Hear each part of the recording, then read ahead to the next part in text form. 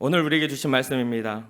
고린도전서 1장 9절 말씀입니다. 신약성경 고린도전서 1장 9절 말씀.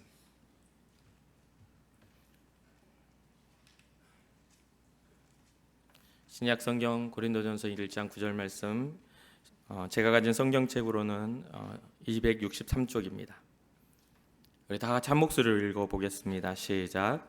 너희를 불러 그의 아들 예수 그리스도 우리 주와 더불어 교제하게 하시는 하나님은 미쁘시도다. 다시 한번 읽겠습니다. 시작. 너희를 불러 그의 아들 예수 그리스도 우리 주와 더불어 교제하게 하시는 하나님은 미쁘시도다. 아멘.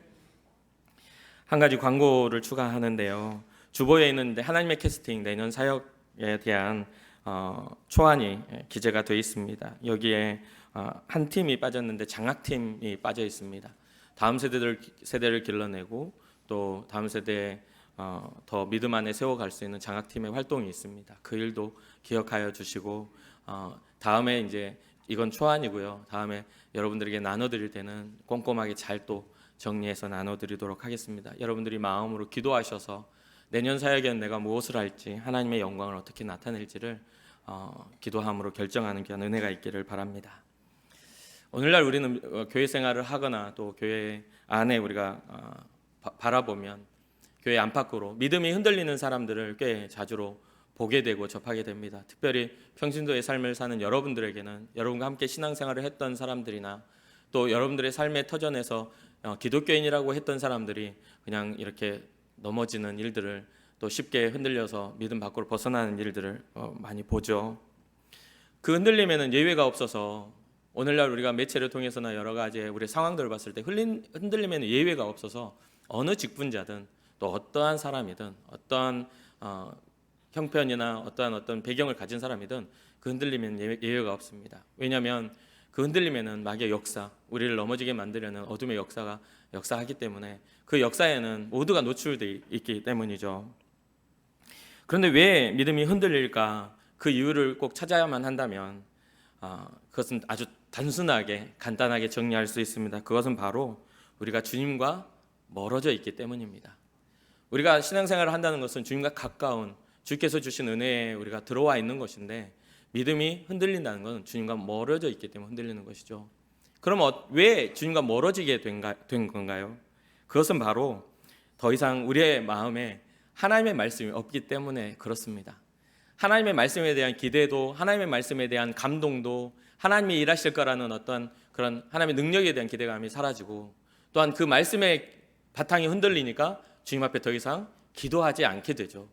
그것이 믿어지지 않는데 어떻게 그 말씀을 붙잡고 기도를 하겠어요? 기도하지 않게 되니까 결국은 흔들리는 신앙자인 채로 교회 내 생활을 하게 됩니다. 또 말씀과 기도를 잃어버린 사람들은 언제나 시험에 들 준비가 되어 있습니다. 교회 안에 있다고 해서 우리가 안전히 보호받는 것이 아니라 우리가 말씀 안에 있지 못하면 교회 안에 있을지라도 이미 시험에 들 가능성이 아주 높아져 있지요. 그렇기 때문에 그들의 특징은요, 이 말씀과 기도를 의지하지 않으니까 자신들의 경험, 자신들이 가지고 있는 지식, 때로는 자신이 가지고 세상에서 배워온 그러한 세상적인 어떤 가치와 기준들을 가지고 그것을 더 신뢰함으로 어떤 이야기를 하고 또 교회 생활을 하게 되는 것을 보게 됩니다. 주님이 보내주시는, 주님이 말씀하시는 메시지를 들어도 깨닫지 못하는 정말 기가 막힌 상태, 귀가 막힌 상태죠. 기가 막힌 상태니까 아무리 말해도 이 마음에 감동이 없습니다.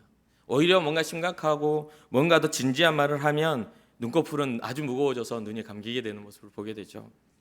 왜냐? 그것은 바로 우리가 주님의 말씀의 능력을 믿지 못하기 때문에 나타나는 현상입니다. 어떤 때는 오히려 듣지 않으려고 하는 경우도 생겨요. 안 듣고 싶어 해. 왜냐하면 깨달아서 변화돼서 내가 싫어하는 일을 해야 되는 상황이 될까 봐 그런 아이의 귀를 막아버리는 경우도 생기게 되죠. 이렇게 되니까 교회가 개인적으로나 교회 공동체가 되게 부실하고 흔들리는 상황이 됩니다. 하나님의 말씀이 없고 주님 앞에 엎드려 기도하는 기도의 성도들이 줄어들수록 교회 공동체는 흔들릴 수밖에 없지요. 그렇기 때문에 교회는 위기를 겪게 됩니다. 어쩌면 지금 우리나라의 영적인 상황들을 이쪽 저쪽에서 이야기를 하고 위기다 말을 해요. 그런데 그러한 모든 영적인 위기는 바로 하나님의 말씀과 하나님 앞에 엎드려 기도하는 기도자들이 줄어들어가기 때문에 일어나는 일이 아닌가 생각해 봅니다. 그런데 사랑하는 우리 대연성교육교회 성도님들은 하나님의 말씀을 사랑하고 주님 앞에 또 기도하는 일을 즐거워하는 여러분들을 통해서 이 나라가 가지고 있는 영적인 또 개인적인 그 영적 위기가 여러분들의 기도와 여러분들의 헌신을 통해 하나님 앞에서 회복될 줄 믿습니다. 또한 그렇게 회복될 수 있도록 여러분들이 하나님과 예수 그리스도와 영적인 깊은 교제를 나누시는 그런 은혜가 있기를 주님의 이름으로 축원합니다. 오늘 본문은 하나님께서 믿는 자들을 부르신 이유에 대해서 이야기를 하고 있습니다. 이 말씀은 아주 간단한 말씀이지만 단순한 말이지만 이 말씀의 의미는 굉장히 놀랍고도 깊은 정말 가볍지 않은 말씀입니다. 이때 이 바울이 쓰고 있는 고린도 교회의 편지는 고린도 교회의 심각한 문제들에 대해서 그거에 대해서 이야기를 하기 위해 이 이야기를 꺼내는데 사실 그 문제를 꺼내기 전에 바울이 말하고자 하는 가장 중심적인 기독교 교회의 어떤 건강함을 말하기 위해 이 말을 꺼내게 되죠. 1절부터 이제 쭉 이어오게 되죠. 거기에 이 문제에 대한 해결은 뭐 어디에 있냐라고 바울이 말하냐면 그리스도와 교제함에 있다라고 말하고 있습니다. 하나님의 뜻을 따라 너희를 부르신 그 하나님은 너희를 불러 그리스도와 교제하게 하셨다라는 것을 말하고 싶어 합니다. 그러므로 우리가 우리 안에 한국 교회의 문제 또 우리 교회 안의 문제 내 개인의 문제 내 가정의 문제 일터의 문제 모든 문제의 해결점은 크리스찬으로서 우리가 기독교인으로 살아가며 그 모든 문제 해결은 예수 그리스도께 그 열쇠가 있음을 기억해야 합니다. 주님만이 우리의 모든 근본적인 문제를 해결하실 수가 있다. 주님만이 우리의 성도로서의 삶을 살아갈 수 있는 힘과 능력을 주신다. 이것에 대한 확고한 믿음으로 주님 앞에 나아갔으면 좋겠습니다. 영적으로 무너진 성도는 절대로 하나님을 기쁘시게 할 수가 없습니다. 하나님은 거룩한 영이시기 때문에 영적으로 무너져 버리면 우리가 영적인 잘못된 생각을 품게 되면 절대 하나님은 우리의 삶을 통해 기뻐하시지 않습니다. 그렇게 하나님의 뜻을 아는 그 신앙에 대한 문제, 하나님의 뜻을 아는 것에 우리는 좀 집중해야 돼요. 주님을 더 깊이 알아야만 합니다. 그래서 요한복음 17장 3절에 보면 영생은 곧 유일하신 참 하나님과 그의 보내신 자 예수 그리스도를 아는 것입니다. 이렇게 기록을 하죠. 영생은 우리가 영원한 구원을 받는 것은 하나님과 보내신 자 예수를 아는 것이다. 그러니까 더 깊이 알고 그 뜻을 이해할 때 정말 우리의 삶의 변화가 일어날 줄 믿습니다. 주님을 알기 위해서는 교제가 필요하죠. 그 영적인 말씀과 기도의 교제를 하게 되는데 이 교제를 할 때 주님의 뜻, 이 땅에 예수님이 오시는 그 뜻에 먼저 그 뜻을 알고 시작해야 돼요. 그 의미를 알고 시작해야만 우리가 헛손질을 하지 않고 다른 곳을 바라보지 않게 되죠. 그래서 예수님께서 주님을 더 깊이 이해할 수 있는 이야기를 남겨놓으셨어요. 요한복음 6장 38절에 이런 말씀을 하십니다. 내가 하늘에서 내려온 것은 내 뜻을 행하려 함이 아니요 나를 보내신 이의 뜻을 행하려 함이라. 예수님이 이 땅에 오신 것은 예수님의 뜻을 관철시키려고 오신 게 아니라 예수님을 보내신 하나님 아버지의 뜻을 이루려고 이 땅에 오셨다는 겁니다. 그것은 뭡니까? 예수님이 하나님의 뜻을 순종함으로 우리에게 보여주신 주님의 길입니다. 주님의 사명입니다. 하나님의 뜻은 십자가, 예수 그리스도를 통한 십자가를 통해 우리의 죄를 해결하시기를 원했고 우리를 용서하시기를 원했습니다. 그 십자가는 하나님이 우리를 향한 사랑의 완성이기도 합니다. 십자가의 사랑이 하나님께서 우리에게 주시는 가장 가치 있고 십자가의 사랑은 하나님께서 우리에게 주시는 가장 최선의 방법입니다. 그것은 일방적이고 주님의 주권이 담긴 그런 사랑이죠. 우리가 어떤 노력을 통해 우리가 어떤 자격을 통해 얻은 은혜가 아닌 하나님의 사랑으로 얻은 절대적인 은혜입니다. 그러한 은혜를 가진 우리는요 세상을 향해 나아가서 살아갈 때에도 우리의 힘으로 살려고 몸부림치는 게 아니라 주님이 나와 함께 하시고 나와 동행하심으로 이겨낼 수 있는 그런 힘과 능력, 그 담대함을 얻을 수 있어야만 합니다. 우리 주님은 우리가 살아가야 할 힘이십니다. 그렇게 그 사랑 가운데 우리를 부르신 하나님의 그 사랑 가운데 우리를 부르신 그 부르심의 뜻, 그 뜻을 깨닫는다면 흔들림 없이 주님 앞에 서며 굳건한 신앙으로 주님 앞에 나아갈 뿐만 아니라 주님이 기뻐하실 만한 삶의 열매도 우리는 나타낼 수 있습니다. 오늘 본문을 통해 우리를 부르신 하나님의 뜻이 무엇이라고 말하고 있습니까? 첫 번째는 교제죠. 예수 그리스도와 하게 하시기 위해서. 근데 이 교제를 성경에 보면 두 가지로 나눌 수가 있어요. 먼저는 예수님과의 교제를 이야기를 하죠. 너희를 불러 그의 아들 예수 그리스도 우리 주와 더불어 교제하게 하시는 하나님은 미쁘시도다. 이 미쁘시다는 것은 믿음직하다, 신실하시다 이런 뜻이에요. 미쁘시도다. 하나님의 그 거룩한 뜻은 우리에게 신실하신 뜻이에요. 그 거룩한 뜻을 통해 우리는 주와 교제할 수가 있습니다. 예수님과의 교제는요, 하나님의 사랑과 하나님의 그 의를 더 깊이 이해하고 깨닫게 합니다. 주님과의 교제는 우리를 더욱 거룩한 성도다운 삶을 살게 만들고, 또 주님이 주시는 은혜와 평강을 누리며 살 수 있도록 우리를 초대합니다. 또 주님이 다시 오시는 예수 그리스도의 날에, 이 주님이 부르시는 그 우리가 부르심에 응답하면 다시 오실 예수 그리스도, 심판의 주로 오시는, 모든 인생을 완성하시며 모든 인류를 완성하시려고 다시 오시는 그날에 우리가 두려움으로 주님 앞에 설 것이 아닌 견고함으로 주님 앞에 나아갈 수 있는 은혜를 우리에게 허락하십니다. 오늘 본문의 바로 앞구절 8절에 이게 기록이 되죠. 우리는 견고함으로 주님의 부름에 응답하면 견고함으로 주님 앞에 설 수가 있습니다. 두려워할 필요가 없어요. 우리는 구원받은 사람들입니다. 이런 극적인 변화는 바로 바울이 자기의 경험을 통해서 이야기를 하죠. 자기가 핍박자에서 전도자로. 어떤 이유로요? 주님을 만나고 주님과 교제함으로, 주님이 어떤 분임을 알게 되므로 바울은 자기의 삶의 변화가 일어나게 되었습니다.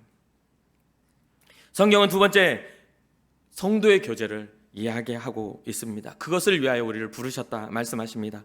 골로새서 3장 15절 말씀입니다. 우리 함께 읽어보겠습니다. 시작.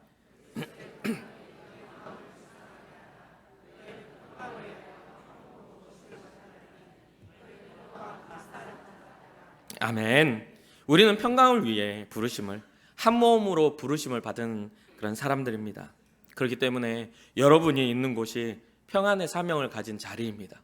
여러분들, 크리스찬으로 살아가고 기독교인으로 살아가는 여러분들의 그 있는 자리가 그리스도의 평안을 이룰 자리예요. 그 일을 위하여 우리는 한 몸으로 부르심을 받은 그런 사람들입니다.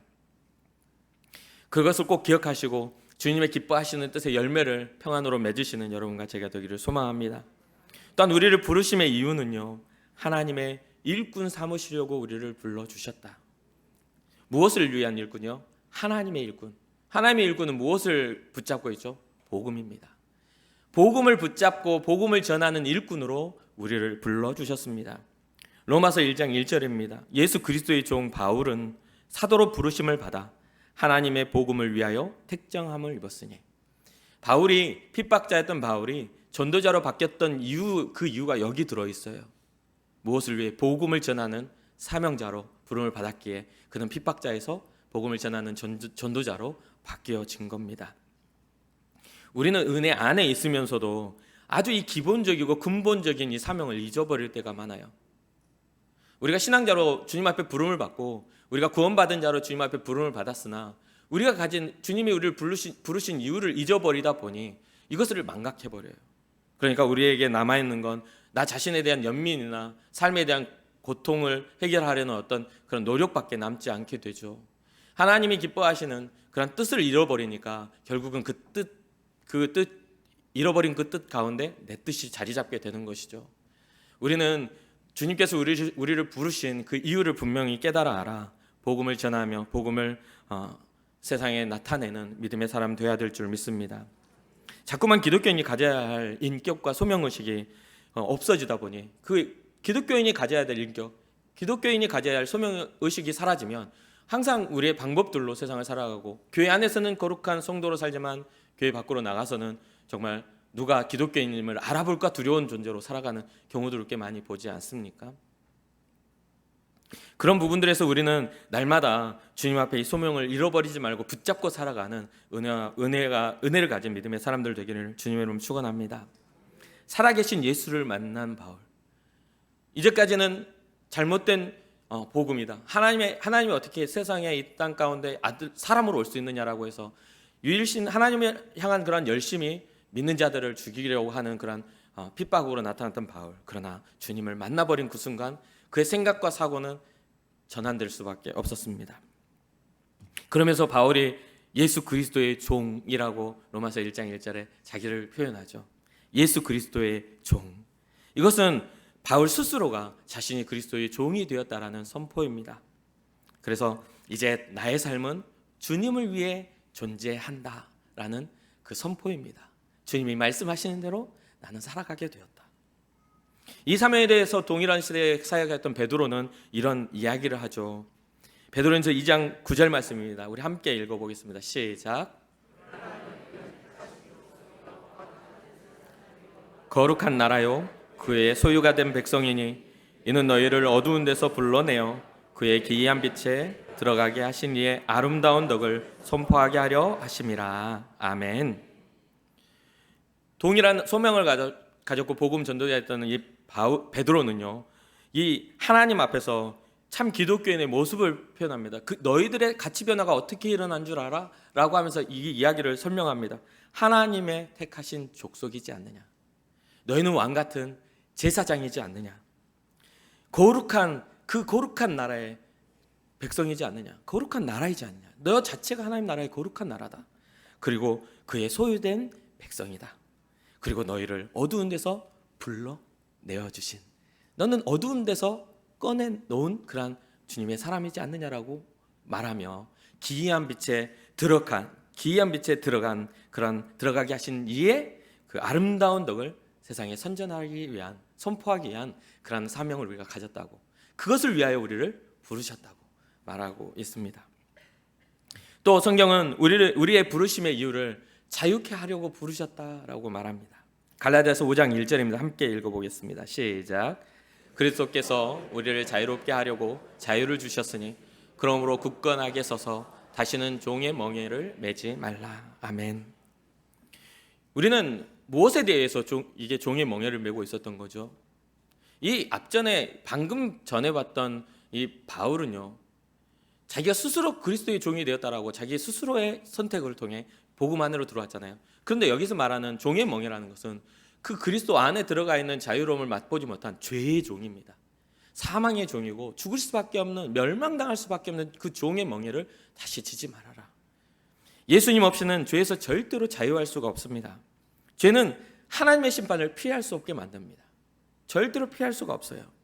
우리가 짊어진 그 죄의 멍에로부터 자유를 주시려고 우리 주님이 우리를 부르셨다 말씀하십니다. 이 죄는 우리를 얽매여 놓기도 하고 또한 우리를 두렵게도 만듭니다. 그러나 우리가 주님의 부르심에 응답하기만 한다면 우리의 노력과 우리의 힘이 아닌 하나님의 놀라운 은혜와 사랑으로부터 그 죄의 멍에가 벗겨지는 그런 기적이 일어날 수 있음을 믿으시길 주님의 이름으로 축원합니다.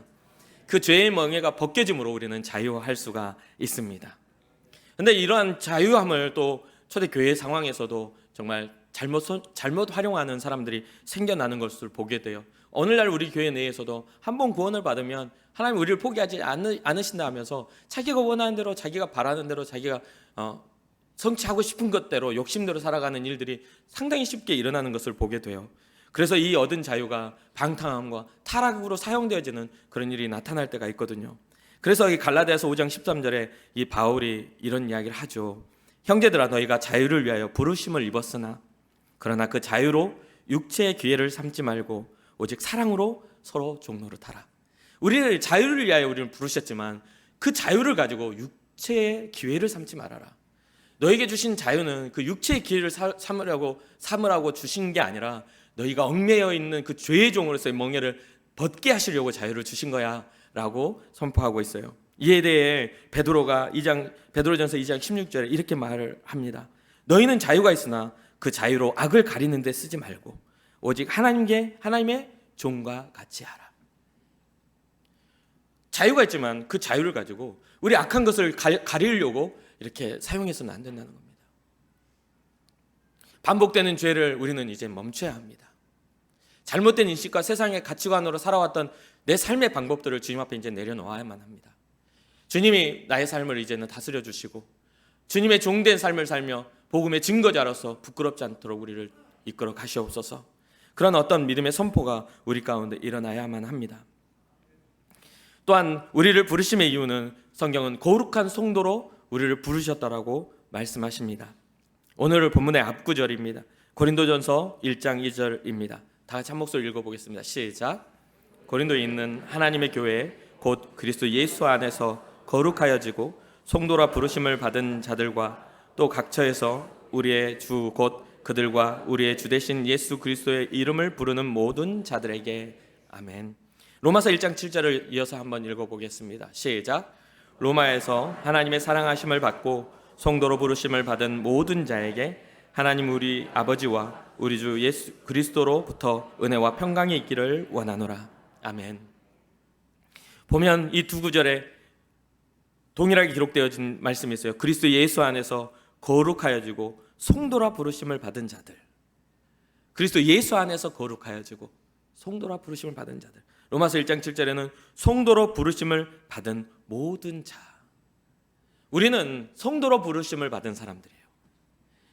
그 성도로 부르심을 받았다는 것은 세상의 추구대로 살아가는 그런 삶이 아닌 하나님의 자녀로서 거룩한 구별함을 받는 그런 사람들입니다. 그래서 하나님은 우리를 거룩한 성도로 구별되어 부르고 계십니다. 이 구별되면 하나님의 나라라는 새로운 세계에 대한 새로운 가치관을 우리에게 부여합니다. 하나님이 거룩한 분임을 세상에 나타내야 할 사명을 우리가 얻게 되었습니다. 베드로는 이에 대해 베드로 1장 15절에 오직 너희를 부르신 거룩한 이처럼 너희도 모든 행실에 거룩한 자가 되라. 우리를 부르신 이가 어떤 분이세요? 거룩한 이시라는 거예요. 우리를 부르신 이가 거룩한 이신 것처럼 너희도 부르신 이의 거룩함처럼 너희도 거룩한 자가 되어라. 그렇게 권면합니다. 우리를 부르신 이의 거룩한 이라는 건 또 베드로전서 1장 4절에 이로써 보배롭고 지극히 큰 약속을 우리에게 주사 이 약속으로 말미암아 너희가 정욕 때문에 세상에서 썩어질 것을 피하여 신성한 성품에 참여하는 자가 되게 하려 하셨느니라. 우리가 거룩하게 구별되려면 우리에게 정욕대로 우리의 마음대로 이 정욕이라는 게 뭐 성적인 것 뭐 이런 것뿐 아니라 우리의 욕심대로 살려고 하는 하나님의 법이 없어도 잘 살려고 하는 그런 어떤 법이 없어도 상관없는 그런 마음에서부터 이제는 벗어나 주님이 우리를 부르시고 하나님 나라의 백성으로 회복하시는 주님의 신성한 성품에 우리가 참여하는 그런 사람이 되라고 말하는 거죠. 그렇게 되게 하시려고 우리를 불러주셨다. 사랑하는 성도 여러분, 신성한 성품에 참여하는 여러분과 제가 되기를 소망합니다. 이 신성한 주님의 마음과 뜻에 합한 삶을 살며 세상을 능히 거룩함으로 이겨낼 수 있는 은혜와 복이 있기를 주님의 이름으로 축복합니다. 그렇게 살려고 하다 보니 어떤 일이 일어납니까? 우리가 거룩한 삶을 살고 하나님의 뜻에 합한 삶을 살려고 하다 보니 고난이 함께 옵니다. 고난스러워요. 크리스찬으로 살아간다는 게 참 쉬운 일이 아니에요. 그런 고난이 다가왔음에도 불구하고 우리는 그 고난에 대해서 어떤 생각을 하냐면 예수 믿는데 왜 이런 고난이 내게 일어나야 돼? 예수 그리스도를 축복의 근원 되신 주님을 만났는데 왜 내 삶은 이렇게 힘겨워야만 해? 왜 나는 눈물을 흘려야 하고 왜 나는 항상 먹거리와 또한 자녀의 염려와 직장의 염려와 삶의 염려 때문에 슬퍼야만 해? 라는 어떤 고민들을 하게 됩니다. 그래서 어떤 직장을 구할 때에도 기독교인이냐 물어보면 기독교인이라고 하면 채용 안 해줄까 봐 두려워 떨게 돼요. 그런 일들이 우리 가운데 심심치 않게 일어나고 어떤 일을 선택할 때에도 항상 우리는 고난스러워요. 주말을 빼야 되기 때문에. 그렇지 않습니까? 주일을 주님 앞에 나오는 시간들을 빼야 되면 너무나 힘들어. 왜 나는 이렇게 힘들어야 돼? 라고 하지만 성경은 그러한 고난에도 우리를 부르고 계신다라고 말하고 있다는 거죠. 주님이 부르심에는 고난도 함께한다. 고난도 전제가 되어져서 이해되지 않는 우리의 삶 속에 고난이 찾아올 때 우리는 그것을 능히 이해하고 이겨내야만 한다라고 성경은 기록합니다. 그리고 우리가 현재 우리를 살아가고 있는 여러분과 제가 살아가고 있는 지금 이 시간에도 이 고난을 끌어안고 살아가는 사람들이 진짜 많지 않습니까? 여러분 중에서도 기독교인으로서 고난을 끌어안고 그 고난 앞에서도 꺾이지 않는 신앙을 가지고 주님 앞에 나와 이곳에서 예배하고 있는 여러분인 줄 저는 믿습니다. 그런데 요즘에 최근에 남아공에서 제노포비아라는 그런 외국인 혐오 사상이 막 일어났어요. 그래서 그 남아공 내에서 이제 직장인 실업 문제가 외국인들이 우리나라 들어와가지고 이런 일이 일어났어라고 해서 너희들 때문이야 해가지고 남아공의 자국민들이 외국인 기업에 일하는 마트나 이런 데를 습격하고 막 살해하는 일들이 막 일어나요. 거기는 총이 소지가 되기 때문에 선교사님들도 굉장히 총 위협을 많이 당할 정도로 그래서 굉장히 그런 제노포비아가 일어나게 됐는데요. 외국인 혐오 사상이 일어났는데요. 저와 정말 가깝게 지내는 남아공 선교사님 부부가 그곳에서 지금 사역을 하고 계세요. 그래서 한 2주 전에 그런 뉴스를 보고 그런 깜짝 놀라서 연락을 메시지를 남겼어요. 선교사님 이제 부부 중에 이제 사모님한테 사모님 그 상황이 이러이러한 일들이 일어났는데 어떠냐고 물어봤어요. 그랬더니 바로 그때 주일 예배가 끝나고 했는데 거기 시간이 낮 시간이어서 바로 답이 온 거예요. 밖에서 지금 쫓아다니는 달리는 소리 지르는 소리와 총소리가 계속 난다고. 총소리가 계속 자기 집 밖에서 총소리가 나는 거예요. 외국인 혐오면 선교사님 부부도 외국인이잖아요. 그런데 그렇게 말하면서 오히려 뭐라고 하냐면 우리 교회 지금 남아공의 자국민 그 성도들을 염려하는 거예요. 우리 교회 성도들 못 사는 사람들이라 이게 방범 시설이 잘 안 돼서 저들이 위험하다고 위해서 기도 좀 해달라고. 오히려 자기 스스로를 걱정하는 게 아니라 오히려 자기 성도들을 걱정하는 모습을 봤어요. 그게 부름받은 목회자들의 마음이 아닌가 생각합니다. 아마 우리 대연성결교도 동일하지 않겠습니까? 여러분들의 아픔에 우리 담임 목사님이 안식월 가운데 계시지만 동일한 아픔으로 기도하시며 걱정하시지 않겠습니까? 그 안에서 그 남아공 선교사님 부부의 그러한 삶을 보면서 참 정말 주의 사람으로서 사역자의 모습을 제가 발견했어요.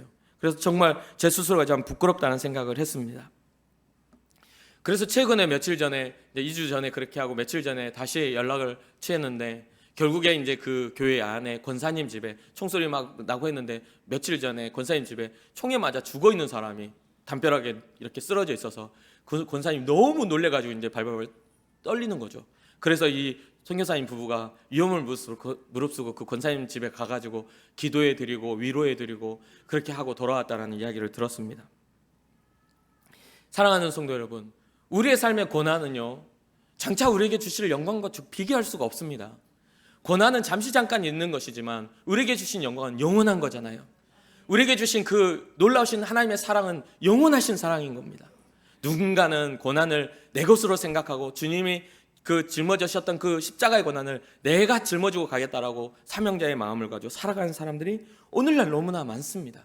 우리가 안전하고 편안하기 때문에 우리의 삶의 문제에 집착하고 정말 우리가 하나님의 말씀과 기도가 없기 때문에 내 문제만 바라보게 되는데 정말 주의 말씀 앞에 살아가며 고민하며 살아가는 사람들이 너무너무 많아요. 이 일에 대해서 바울도 동일하게 이야기를 하죠. 로마서 14장 8절입니다. 우리 한 목소리로 함께 읽어보겠습니다. 시작. 죽어도 주를 위하여 죽나니 그러므로 사나 죽으나 우리가 주의 것이로다. 아멘. 아멘. 복음을 위하여 일꾼된 이 바울은 자신의 생명까지도 주를 위해 존재한다라고 선포합니다. 내가 사나 죽으나 나는 주님의 것이로다. 예수 그리스도의 종 바울이라고 했던 주님의 종으로서의 선포가 이제는 자기 생명까지도 주님 앞에 의탁하는 그런 모습을 보게 됩니다. 성경은요 고난을 기독교인의 필수 요소처럼 기록을 합니다. 베드로는 뭐라고 합니까? 선을 행함으로 고난받는 것이 하나님의 뜻일진데, 선을 행함으로 고난받는 건 하나님의 뜻이라고 이야기합니다. 또 만일 그리스도인으로 고난받으면 부끄러워하지 말고 도리어 그 이름으로 하나님께 영광을 돌리라. 그리스도인으로 우리가 고난을 받는다면 부끄러워하지 말고 오히려 영광을 돌려라. 베드로는 그런 권면을 우리에게 합니다. 우리는 고난 앞에서도 인내로 경주를 그 끝까지 달려갈 그런 준비가 되어 있어야만 합니다. 고난 앞에 꺾이지 마시기를 주님의 이름으로 축복합니다. 고난 앞에 더욱더 더 큰 힘을 내서 주님 앞에 기도하시기를 주님의 이름으로 축복합니다. 우리 주님이 우리와 함께 하심을 믿으며 또한 주님 앞에 고난 중에 더욱 주님을 의지하고 더 깊은 영적인 교제가 주님과 일어나기를 주님의 이름으로 축복합니다. 마지막으로 주님의 부르심에는요 그 이후에는 하나님의 영광으로의 초대가 있어요. 주님은 우리를 부르시는 거에는 고난만 주려고 하는 게 아니라 힘겹게만 하려고 하는 게 아니라 우리를 영광 가운데 초대하고 계시다는 겁니다. 베드로전서 5장 10절입니다. 우리 함께 읽어보겠습니다. 시작. 모든 은혜의 하나님 곧 그리스도 안에서 너희를 부르사 자기의 영원한 영광에 들어가게 하십니까? 잠깐 고난을 당한 너희를 친히 온전하게 하시며 굳건하게 하시며 강하게 하시며 터를 견고하게 하시리라. 아멘. 아멘. 사랑하는 성도 여러분, 주님의 영광에 참여하시는 여러분 되기를 주님의 이름으로 축복합니다. 세상의 여러분들을 혹시나 넘어뜨리려고 하고 마귀의 계계가 정말 올무처럼 함정처럼 여러분의 길가에 보여진다 할지라도 그런 것들에 낙심하지 마세요. 마음 상해하지 마세요. 마음 상하면 주님의 말씀이 들려지지 않아요. 오히려 더욱더 그런 것들이 보여질 때 보이게 하신 주님 감사합니다. 정말 알게 하신 주님 감사합니다.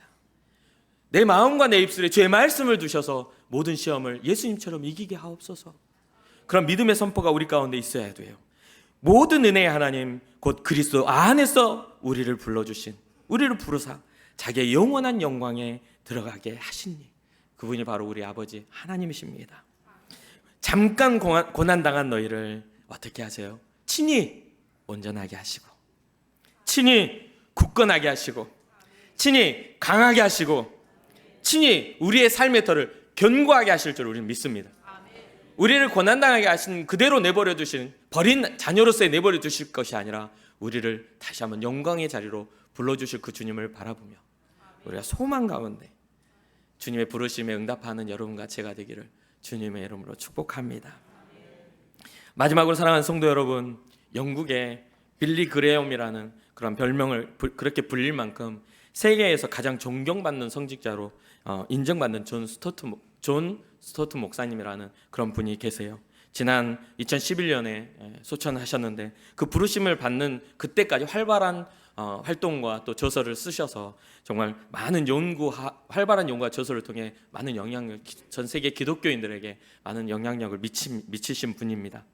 그가 1980년도에 영국에서 개최된 그리스도인 의대생을 위한 강연을 하셨는데요. 그리스도인 의대생, 크리스찬 의대생들을 위한 강연 중에 온전한 그리스도인에 대한 강의를 하셨어요. 온전한 그리스도인. 우리나라에도 이 책이 출간이 돼 있어요. 번역돼서 출간이 돼 있는데 그 강의를 통해 그가 여러 가지의 주제로 이야기를 합니다. 그리스도인의 인격, 그리스도인의 소명, 그리스도인의 사회 참여, 그리스도인의 윤리, 그리스도인의 선교에 대해서 이야기를 쫙 풀어가요. 그런데 그렇게 이야기를 풀어갈 때에 그가 주장한 게 있어요. 온전한 그리스도인은 주님과 교제하는 그리스도인이다. 오늘 본문에 바울이 말한 것과 동일한 이야기를 합니다. 온전한 그리스도인은 주님과 교제할 때 그 그리스도인이 균형 잡힌 삶을 살아갈 수 있다.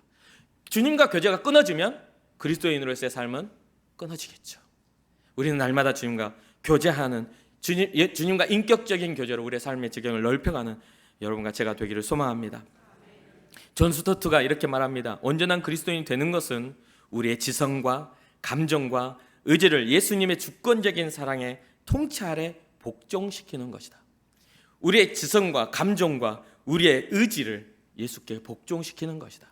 우리의 삶의 계획이나 우리의 삶의 요구가 있잖아요. 그런데 그것을 이루어가기 이전에 내가 정말 주님의 뜻에 합한 삶을 계획하고 꿈꾸고 있는가를 우리 의지적으로 주님 앞에 복종시키는 우리가 되어야 한다고 말합니다. 정말 간절히 바라는 것은 우리의 눈이 밝아지기를 소망합니다. 그래서 주님이 주신 소망이 우리에게 밝혀 보여지기를 소망해요. 우리의 눈을 밝히셔서 소망을 보게 하시고 또한 우리를 향한 하나님의 풍성함의 은혜를 깨달아 알아 날마다 주와 교제함이 행복함과 즐거움이 되기를 주님의 이름으로 축복합니다. 그 일을 위하여 주님은 우리를 부르셨어요. 예수 그리스도와 교제하게 하시려고. 그 일을 위하여 우리가 살아갔으면 좋겠습니다.